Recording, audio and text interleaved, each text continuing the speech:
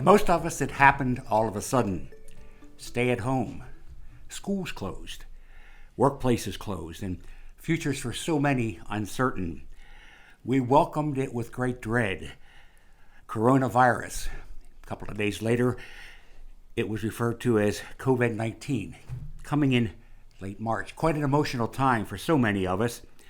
Obviously, lives lost, jobs vanished, graduations, weddings, yes, even funerals had to be canceled because of this bug. The human statistics are chilling. The most recent numbers for us, United States, 61,000 lives lost. 1 million people contracted it. Here in Pennsylvania, 2,000 lives lost, and that number, like many, are still climbing. 7,600 contracted it. Locally in Cumberland County, 15 people died, and 300 plus contracted it. This wasn't unexpected. We were just unprepared. We'll go back to 2005 when George Bush was president. He'd read a book about the possibility of another one of these epidemics. He'd read a book by a great author. And he decided that what we're going to do is to create a national comprehensive pandemic plan, a playbook that included a diagram for an early warning system, funding to develop new rapid vaccine technology, and a robust national stockpile of critical supplies such as face masks and ventilators, just to name a few. But unfortunately, an intensive effort under Bush lost steam under his successors. But what other killers have we faced in the past? Well, we might remember back in the 1970s, or you might not, residential fires were killing people left and right. The numbers were staggering. For years, it was only the fire service that really cared about it. Few took fire safety seriously. Back in 1979, fire deaths annually totaled 7,575 people. And we're not talking about in businesses and industries, we're talking about in the home. Well, finally, that caught the attention of Congress in 1979, and a number of recommendations came out of a study, a simple study that Congress conducted but took them forever to do. And it discovered that the least expensive recommendation was the installation of smoke detectors. Now, in 2018, fire deaths had dropped to 3,655. Now, that's a 50% drop in 40 years. There we caught ourselves, and we're all living longer because of it.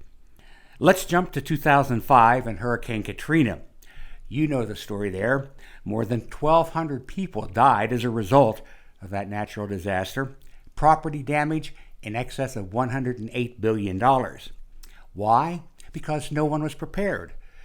The mayor of New Orleans certainly wasn't prepared. Neither was the governor of Louisiana. And to some effect, neither was the United States of America. In fact, it became evident that the mayor didn't understand emergency preparedness, nor did the governor. And for the most part, Congress didn't get it either.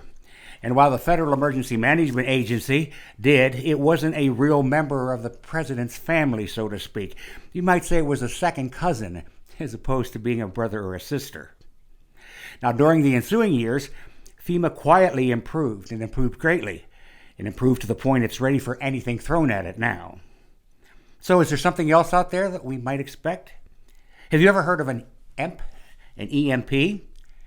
It stands for electromagnetic pulse.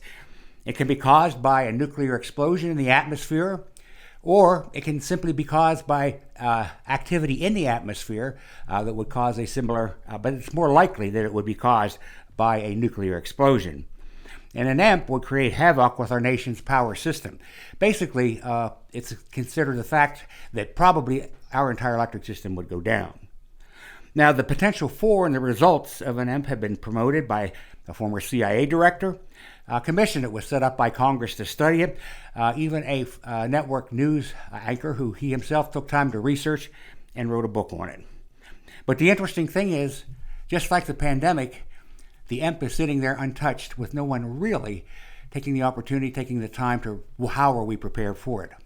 So I ask you to join us next week on Ramblings, because I'm going to have an expert join us who understands these, who has studied these, and who thinks we need more to do today. I'm Kirk Wilson, your former Mayor of Carlisle, hosting Ramblings.